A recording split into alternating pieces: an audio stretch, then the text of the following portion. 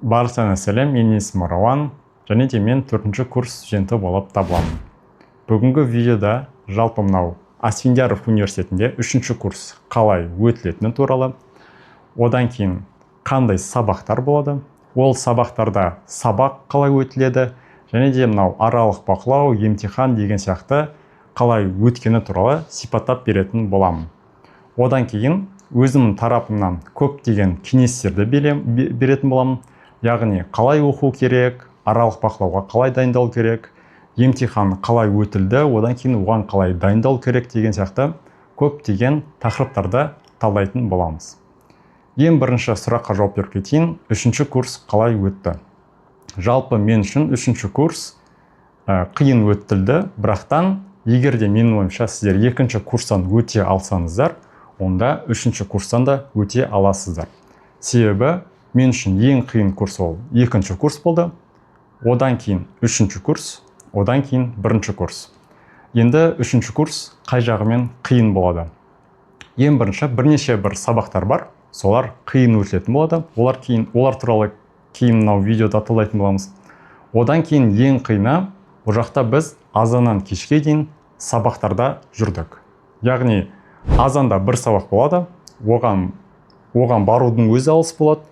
Одан кейін ол сабаққа барғаннан кейін обедте, яғни түскі таманда тағы да 2-ші сабақ басталады. Одан кейін оған бару керек болады. Осылайша көп деген уақытымыз осы жолға өтті.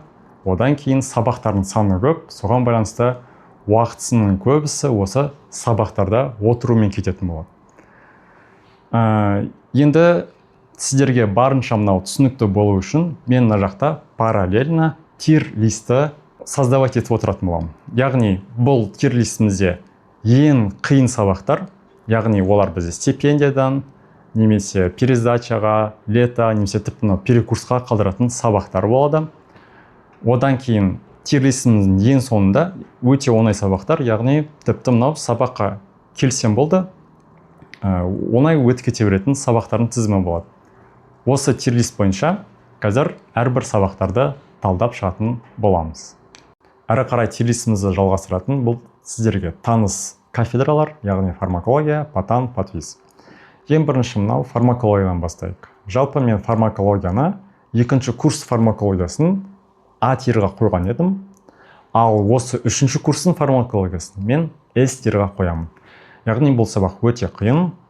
Одан кейін бұл сабақ бізде мынау стипендиядан айыратын болады, немесе тіпті мынау перекурсқа да қалдыра алады. Енді осы не үшін перекурсқа қалдырады деген сұраққа жауап бермес бұрын сабақ қалай өтілетіні туралы айтып кетейін. Ең бірінші бізге мынау жүйе бойынша препараттардың тізімін беретін болады. Яғни бір жүйеге қандай препараттардың келеді, солардың барлығын жаттап баруымыз керек болады. Одан кейін сабаққа келеміз. Мұғалім сенен кез келген бір препараттың атын айтуы мүмкін. Одан кейін сол препараттың атынан бастап, оның мынау механизміне дейін сипаттап бере алуын керек болады. Одан кейін мұғаліммен бірге тағы да рецептті жазып үйренетін боласыңдар. Себебі кейбір мынау методичкадағы бірнеше 3-4 препараттың рецептін жаза алуын керек болады. Осы рецепттерді жазып үйренетін боласыңдар. Жалпы сабақ осылай аяқталады. Енді не үшін фармакология ең қиын сабақтардың бірі? Бұның себебі осы аралық бақылаудың алынуы және де емтиханның алынуына байланысты болып келеді. Бізде аралық бақылау қалай алынады? Жалпы аралық бақылауда 2 ғана есеп бар. Бірақтан ең қиындығы осыда. Бірінші есепте бізге пациенттің симптомдарын айтады. Сол симптомдарын көріп тұрып, біз пациентке дәріні жазып беруіміз керек болады. Егер де осы дұрыс емес дәріні жазатын болсақ, осы жақтан балды өте көп жоғалтатын боламыз. Одан кейін ол дәріні жазып болғаннан кейін, сол бірінші тапсырманың астында келесі бір препаратты жазады, сол препаратпен салыстыруын керек болады. Мысал ретінде препаратты жасырды, одан кейін оның жауабы парацетамол болды, одан кейін сол жаққа бізге жазып қояды, осы өзін жазған препаратымен аналгинді салыстыр деп. Осылайша біз парацетамол менен аналгин екеуін салыстырып беруіміз керек болады. Одан кейін 2-ші тапсырмасы тағы да бізге симптомдарды жазып беретін болады пациенттің. Одан кейін соған қарап біз препаратты табуымыз керек болады. Сол препаратты тауып болғаннан кейін оны сипаттаймыз. Одан кейін барып бізге сол препаратқа рецепт жазыңдар деп айтады. Осылайша біз рецептті дұрыс жаза алуымыз керек болады.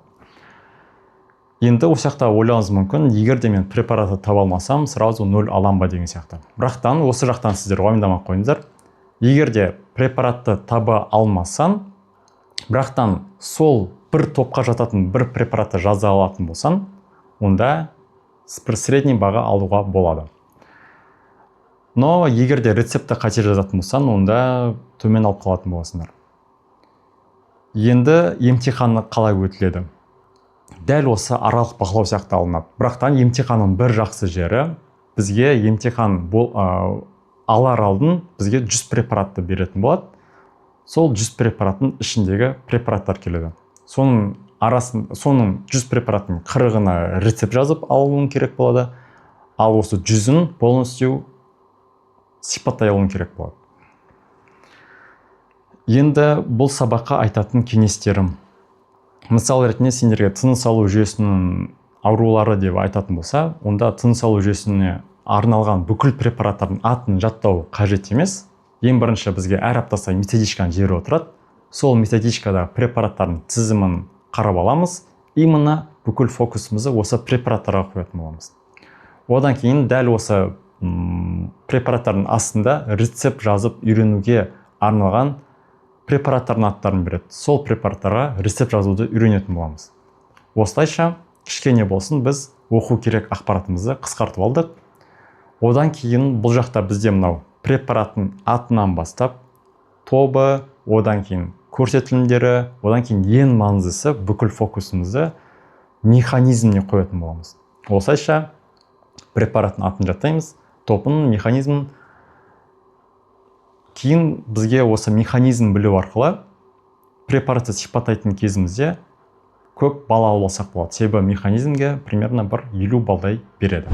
Келесі сабақ бұл бізде патофизиология сабағы. Мен бұл сабақты дәл мынау екінші курстың патофизиология сияқты А тирға қоятын боламын. Себебі дәл сол бірдей өтіледі. Ең бірінші мынау сабаққа келесіңдер, одан кейін мұғаліммен теорияны талдайсыңдар. Теорияны талдап жатқаннан кейін мынау патогенезді сызбалар сызатын боласыңдар. Одан кейін сабақтың соңына қарай уақыт жететін болса, кейс стадиді талдап өтесіңдер. Одан кейін аралық бақылау қалай алынады? Аралық бақылау осы мынау кейс стадидағы болған есептерді 100% келеді. Бірінші есеп, екінші есеп деп. Бірінші есепке 50 балл, екінші есепке 50 балл. Осылайша 100 балдың арасында бір балды алатын боласыздар.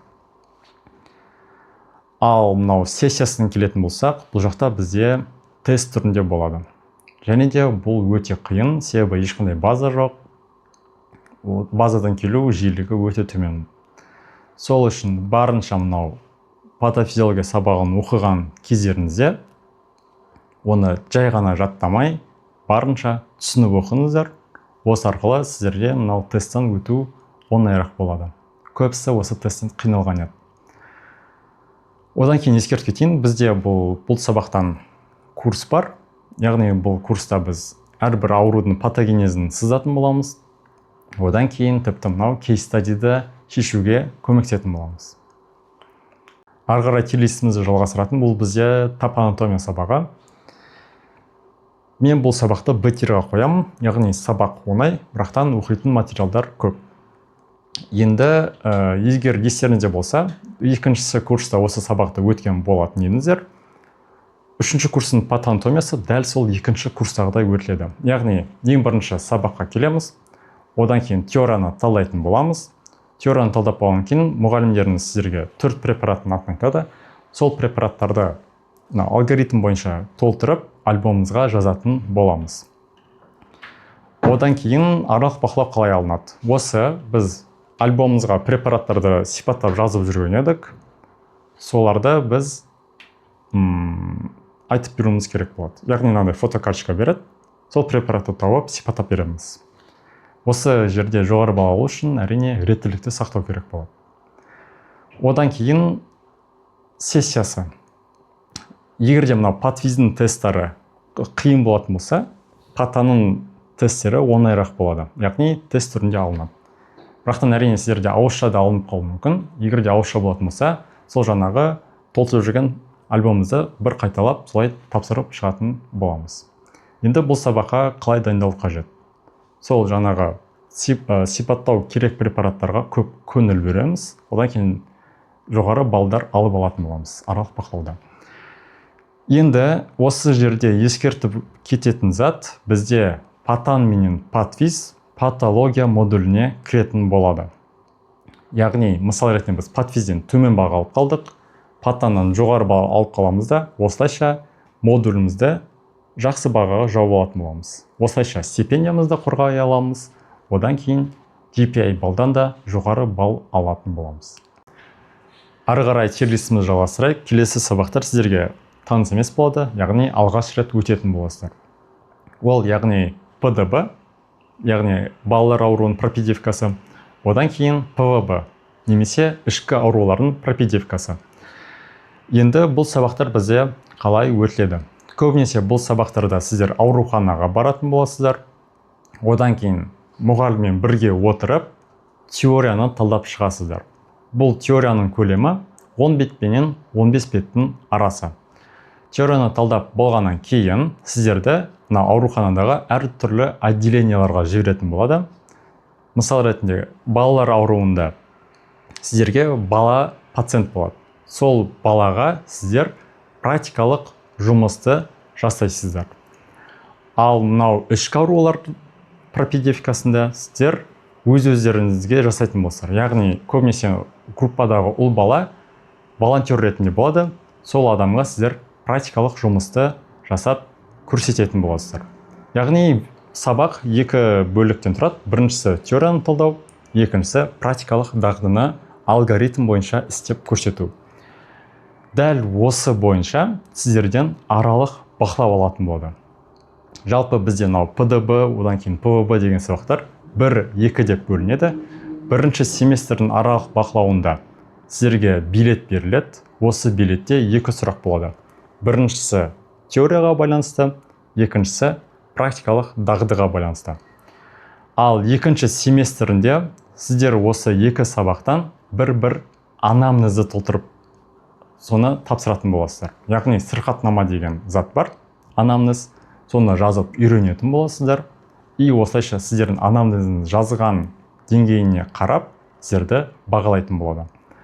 Ал енді сессиясына келетін болсақ, бізде бірінші семестр кезінде тест түрінде болған, дәл осы теориядағы талданған материалдар сол тест түрінде келеді. Негізінде, менің ойымша, бұл тесттер өте қиын. Қиын. Ал екінші семестрде сіздер тағы да ауруханаға барасыздар, одан кейін бір студент волонтер болады. Бұл кезде уже тек қана практикалық дағдыны ғана көрсетесіздер. Яғни, мысал ретінде өкпені аускультациясы деген бір дағды келіп қалады, соны волонтерға алгоритм бойынша жасап, соны көрсетесіздер, осылайша сіздер бағаланатын боласыздар. Осы сабақтардан дайындалуға беретін кеңестерім, ең бірінші фокусты практикалық жұмыстарға қойыңыздар. Біз осы практикалық жұмыстардың телеграм каналымызда алгоритм бойынша жүктеп отыратын боламыз. Осы алгоритм реттілігін бұзбай дұрыс айтып беретін болсаңыздар, жоғары бал алатын боласыздар. Жалпы мына практикалық жұмыстар жаттау негізінен оңай.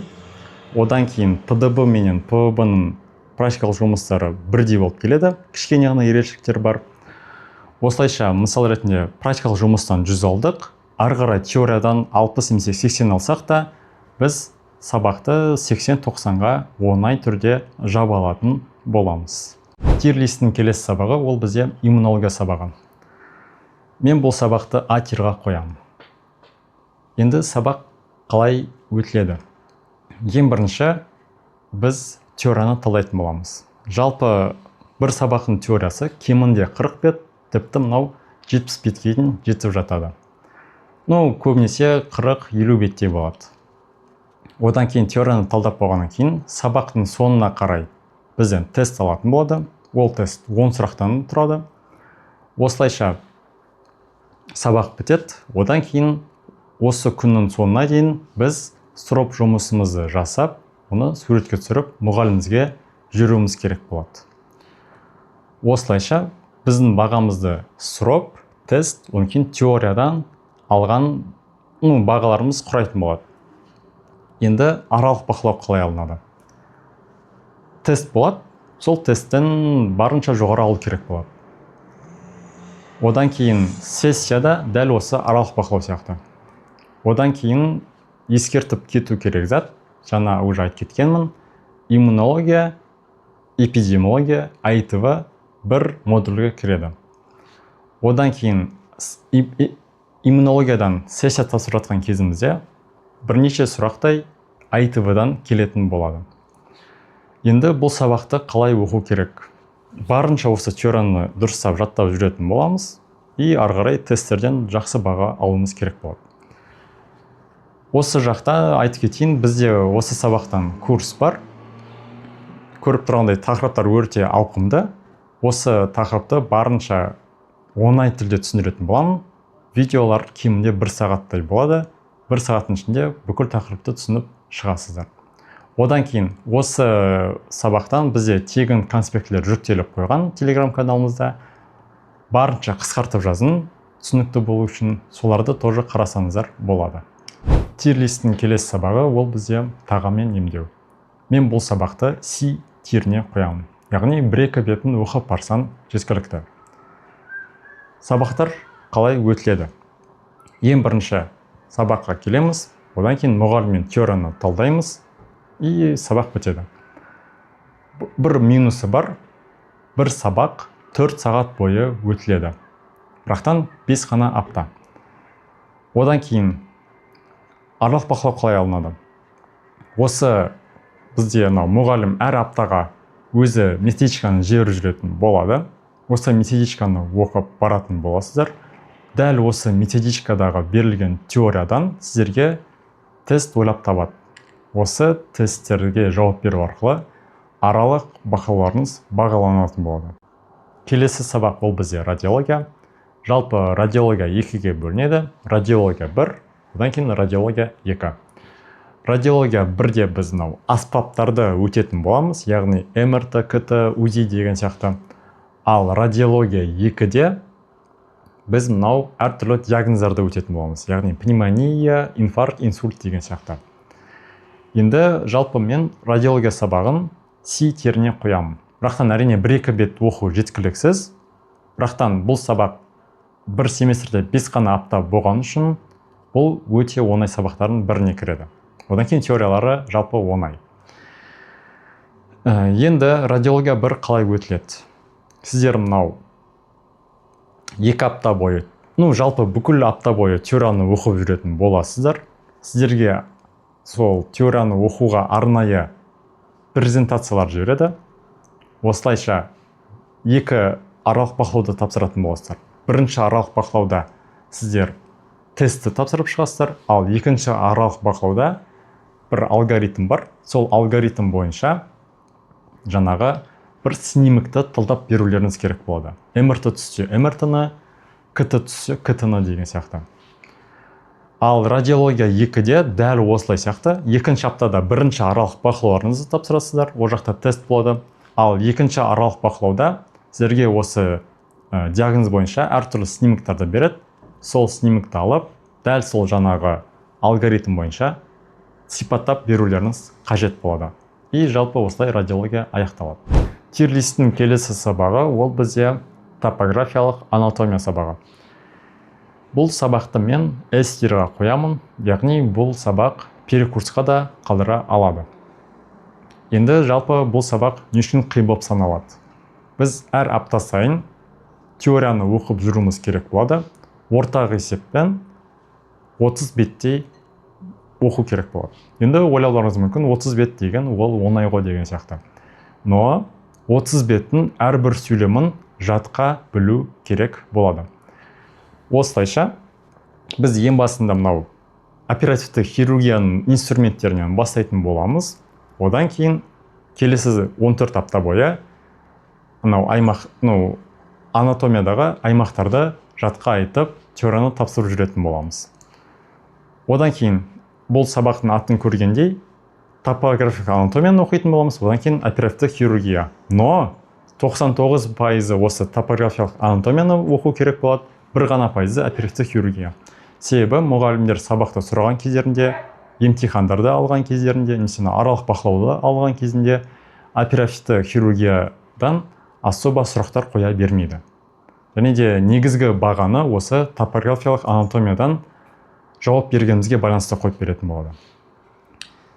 Енді жалпы түсіндік, кәдімгі сабақтарда біз просто теорияны жаттап соны айтып беріп жүретін боламыз.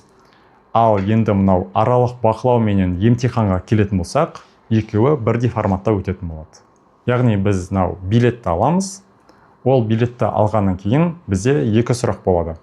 Біріншісі аймаққа байланысты, екіншісі қан тамырының проекциясына байланысты. Осы жақта 99 жағдайда қан тамыр проекциясын сұрамайды. Сол үшін теорияны жаттап жүрген кезімізде бүкіл фокусымызды осы аймақтарға қоятын боламыз. Одан кейін біз осы Алмамет командасы болып, аралық бақылау менен емтихандардың сұрақтарын жүктеп қоятын боламыз. Солармен танысып кетсеңіздер болады. Енді аралық бақылаудың қай жағы қиын? Көріп тұрғандай, мысал ретінде екі ғана аралық бақылау болады, 8-ші апта менен 15-ші апта. Одан кейін, получается, 7 аптаны жатқа бөлу керек болады. 7-ні 30-ға көбейтсеңіздер, өте көптеген беттер шығатын болады. И соны сіздер еще жатқа бөлулеріңіз қажет болады. Одан кейін, бұл кафедраның бір қызық жері, аралық бақылау менен емтиханды сіздердің мұғалімдеріңіз алмайды. Яғни кафедрада екі маңызды мұғалім бар, ол Майра апай менен және де Күлмира апай. Осы мұғалімдер сіздерден алатын болады. Ал ол мұғалімдер өте қатал болып келеді.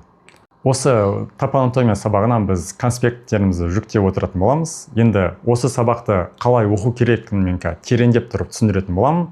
Осы конспекттің мысалында қарайық. Мен бұл Сапарбеков Асанали, бүгін мен топография конспекті бойынша навигацияны сіздерге түсіндіріп беремін. Енді бірінші бетіне тоқталатын болсақ, бұл жерде мазмұны деген нәрсені көріп тұрмыз. Мазмұнында біз бөлімнің аймақтардың беттері бойынша жазылғаны болады. Және сол беттеріне байланысты сіз конспекті бойынша жүріп керек жерлеріңізді оқып алсаңыз болады. Енді екінші бетінен бастайық. Екінші бетінде бастың бет бөлімі көрінеді. Бұл бастың бет бөлімі арқылы мен сізге жалпы бүкіл топографиялық анатомиядағы аймақтардың қалай түсіндірілетінін, қалай оқылатынын түсіндіріп беремін. Мына жерде көріп тұрғаныңыздай жалпы сипаттама болады. Жалпы сипаттаманы өзіңіздің түсінігіңіз үшін оқисыз. Сосын алдыңғы және бүйір аймақтар болады. Басқа аймақтарда, мысалы аяқта немесе қолда бірнеше аймақтар болуы мүмкін және осылай бөлінеді. Осылай бөліну арқылы сіз қандай аймақтардың болатынын ескеріп отыруыңыз керек. Енді келесі шекаралары және ол шекараларын біз аймақтарда оқитын боламыз. Енді аймаққа өтейік. Құлақ маңы шайнау аймағы. Оны айтқан кезде сізге маңызды латын тілі болады. Яғни regio parotideo masseterica деп айтуыңыз керек. Және көбінесе сізден сол сөздің латыншасын сұрайтын болады. Мысалы, жоғарыдан бет доғасы arcus zygomaticus, немесе төменгі жақ сүйектің жиегі margo mandibulae. Бірақ бұл латын тілі шекараларында артерияға қарағанда ондай маңызды емес. Мысалы, сессияда сұралатын нәрселер ол шекаралары, сосын қабаттары. Қабаттарын айту барысында біз бірнеше қабатты ажыратамыз. Ол көбінесе тері астамай қабаты, беткей фасция, меншікті фасция және меншікті фасцияның астында жататын бұлшықеттер және тағы басқалары. Осыларды айтқан кезде сіз қателеспеуіңіз керек. Бұл айтқанда сессия немесе рубежка аралық бақылау кезінде сізден қабаттарды сұрап сіз орындарын шатастырып алсаңыз немесе біреуін ұмытып кетсеңіз, ол 50 не 50-ден төмен баға дегенді білдіретін болады. Енді бұдан басқа қабаттары және шекараларынан басқа тағы маңызды жерлер ол фасция, кеңістіктер және үшбұрыштар. Үшбұрыштарды біз мойындап өтеміз, ал жаңағы фасция және кеңістіктер көбінесе бүкіл өтетін аймақтарда болады. Жалпы фасциялар кеңістіктерді құрайды, яғни фасция жабылады, және сол екі фасцияның арасында көбінесе бір белгілі кеңістік пайда болады.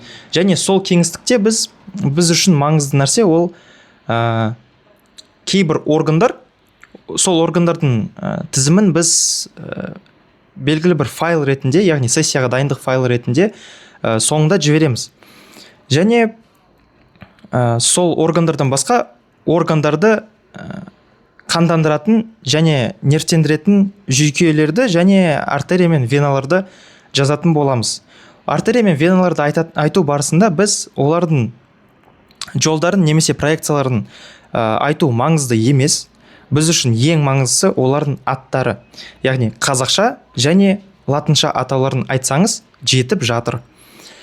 Сосын кеңістікті айттық, енді фасция. Фасцияны айтқан кезде біз олардың бөлінуін айтып кетуіміз мүмкін. Яғни висцеральды немесе париетальды жапырақшаға бөлінеді деп айтамыз. Және көбінесе висцеральды және париетальды жапырақшаға бөлінсе, ол екеуі қосылып белгілі бір құндақ түседі. Яғни ложа түседі. Соны жаттап алсаңыз болады. Енді қорытындылай кететін болсақ, жалпы бізде топографиялық анатомияда екі түрлі сұрақ келуі мүмкін. Біріншісі ол аймаққа байланысты, екіншісі органға байланысты. Енді көбінесе осы 90%-дарда бізге аймақтар келетін болады. Енді осы аймақты оқыған кезімізде ең маңыздысы оның жаңағы атыменен дұрыстап тұрып латыншасын айта алу, одан кейін шекараларын білу, одан кейін барып қабаттары. Осы кезде біз уже 50 балл алдық, яғни келесі допускты ала алатын боламыз. Одан кейін қабаттарынан кейін приоритет бойынша бізде фасциялар кететкен, фасцияларынан кейін соның арасында орналасқан кеңістіктер кететкен. Сонда біз бір аймақты жаттайтын болсақ, оның 100% қателеспей шекараларын жаттауымыз керек, қабаттарын бір-біріне шатастырмай, одан кейін барып сол аймақта қанша кеңістік бар, соны жаттауымыз керек. Былай жатқа айта алатын кеңістіктердің аттарын. Одан кейін сол жаңағы аймақтың қанша фасциялар бар, соны жаттауымыз керек екен. Одан кейін әртүрлі сұрақтар келіп қалуы мүмкін. Мысал ретінде бойының үшбұрыштары деген сияқты. Біз бұл сұрақтарды Телеграмға жүктейтін боламыз. Одан кейін сонда бізге мысалы ағза түсіп қалатын болатын болса, ол кезде ол ағзаның анатомиясын сұрап отырмайды, тек қана олардың қандануын және де жүйкеленуін сұрайды екен. Осы кезде получается қандануында артерияларын қазақша атыменен латыншасын білуіміз керек, одан кейін жүйкелерін дәл солай атыменен латыншасы керек. Одан кейін көріп тұрғандай бұл конспектлердің ең соңында бізде оперативті хирургия болады. Бұл сұрақтарды сұрап қалуының шансы бір 2 және 3% ғана. Яғни редко сұрайды. Одан кейін ешін бұл сұрақтарды қояды жалпы оперативті хирургия. Мысал ретінде сіздер аралық бақылаудан біріншісінен 90 алдыңыздар дейік. Ал екіншісінен сіздер тапсыруға келіп тұрсыздар, сол кезде апайлардың почему-то мақсаттары сіздерді қадау. Сол үшін сол кездерде сіздерден осы оперативті хирургияны сұрайтын болады. Бірақтан егер де сіз бірінші аралық бақылаудан бір 60 немесе 50 алған болсаңыз, онда екінші аралық бақылауды тапсыруға келген кезде бұндай сұрақтарды қоймайды. Негізінен тек қана мынау шекаралар менен қабаттарын ғана сұрайды. Енді осы сабақтан студенттердің көп қателесетін жағы. Жалпы бұл кафедраның мұғалімдерін екі топқа жіктесек болады. Біріншісі кафедраның мұғалімдері, екіншісі клиникадағы мұғалімдер. Яғни сендерге бір ауруханада жұмыс істейтін мұғалім түсіп қалуы мүмкін. Одан кейін бұл мұғалім сендерді аса қатты қинамайды. Әрбір сабақтарына 90 қойып жүретін болады. Бірақтан көріп тұрғандай, бұл сабақтан сендер аралық бақылау менен емтиханды басқа мұғалімге тапсыратын боласыңдар. Осылайша сендер әрбір сабақ сайын оңай түрде 90 алып жүресіңдер. Одан кейін теорияны дұрыстап жаттамайсыңдар. Одан кейін барып жаңағы аралық бақылауларға барған кездерінде сендерден қатал мұғалімдер алатын болады. И сендер шоковый состояниеға түсіп, дұрыс емес тапсырып, аралық бақылаудан өте төмен алып қаласыңдар. Ал егер де аралық бақылаудан осылай төмен ала беретін болсаңдар, онда ең соңында сендерде допуск болмайды. Сол үшін егер де сендерде мынау клиникадағы мұғалім түссе де, барынша өздеріңді қинап жүріп, группаластармен бірігіп жүріп, немесе достармен бірігіп жүріп, бір-бірлерінен теорияны қатаң түрде сұрап жүріңдер. Әсіресе жаңа уже айтып кеткендей, бүкіл фокусты мынау аймақтарға қойыңдар. Ал екінші топ мұғалімдері ол кафедраның мұғалімдері. Көбінесе, егер де кафедраның мұғалімі түсетін болса да, жаңағы Күлмира және де Майра апайлар сендерге сабақ беретін болады. Осы кезде көптеген студенттер шошып жатады. Себебі бұл апайлар кәдімгі практикалық сабақтарда өте қатал болып жүреді және де төмен бағалар қойып жүретін болады. Бірақтан, егер де сендерде аралық бақылау, одан кейін емтихан басталатын кезінде керісінше бұл апайлар сендерге поддержка беріп, жақсы баға қойып береді. Так что, егер де осы қатал мұғалімдер түсіп жатса, онда особо паникаға түспей қойыңдар. Телестің ең соңғы сабағы ол бізде жалпы хирургия. Осы жақта қуантатын бір ақпарат бар. Хирургия менен топанатомия екеуі бір модульге кіреді де, осылайша, егер де біз топанатомиядан төмен баға алатын болсақ, хирургиядан жоғары баға алып, ең сонда модулімізді жақсы бағамен жауып, өзіміздің стипендиямызды қорғай аламыз, одан кейін GPI-мізді жақсы балмен шығара алатын боламыз. Енді бұл сабақ бізде қалай өтіледі? Ең басында теорияны оқып келетін боламыз. Ол примерно 20 беттей болады. Негізі оқысандар өте оңай тілде жазылған. Одан кейін теорияны талдаймыз мұғаліммен. И сабақтың соңында міндетті түрде әрбір апта сайын бір практикалық жұмысты жасап жүретін боламыз. Одан кейін 8-ші апталарда бізде аралық бақылау алынатын болады. Осы кезде дәл жаңағы топанатомия сияқты бізден басқа мұғалімдер алатын болады. Яғни кафедраға келеміз, кафедрада бір билетті таңдаймыз, одан кейін бір рандомна бір мұғалім осы практикалық дағыны сендерден алатын болады. Бұл өте оңай өтіледі. Мына жақта бізде әрбір практикалық жұмыстардың алгоритмі бар. Осы алгоритм бойынша айтып, оны көрсете алсақ болды. Енді сессиясына келетін болсақ, жалпы топанатомия менен хирургия екі этаптан тұратын болады. Бірінші этап бол тест болады, ал екінші этап ауызша. Тура сол жаңағы практикалық дағдыларды алгоритм бойынша тапсырып беретін боламыз. Осы кезде бізде тестта жалпы база бар, сол база келетін болады.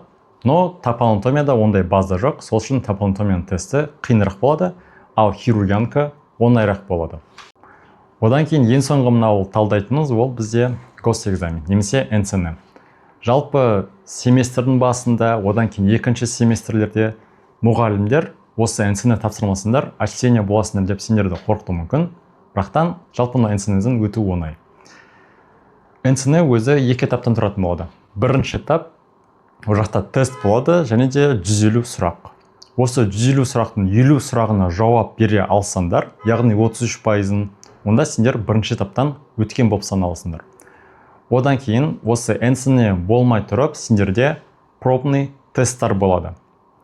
Осы пробный тестта келген сұрақтар дәл осы НЦН-да келетін болады. Яғни айтқанда сендерде база болады. Ал енді екінші этапқа келетін болсақ, осы университеттің мұғалімдері сендерден алатын болады. Одан кейін сендерде ПДБ, ПВБ деген сияқты сабақтарда өткен практикалық жұмыстар дәл осы екінші этап. Одан кейін ойлаймын, өзіміздің мұғалімдер болғаннан кейін сендерді никак қадамайды деп. Осылайша НЦН-ден по идее қадалу мүмкін емес. Если даже сендер 150 сұрақтың 50-не жауап бере алмай қалсаңдар, сразу отчисление емес, сендерге пересдачаға мүмкіндік береді. Одан кейін пересдачаны сдать ете алмасаңдар, онда тағы да пересдача береді. Былай айтқанда, НЦН-дан өте алмай қалу мүмкін емес.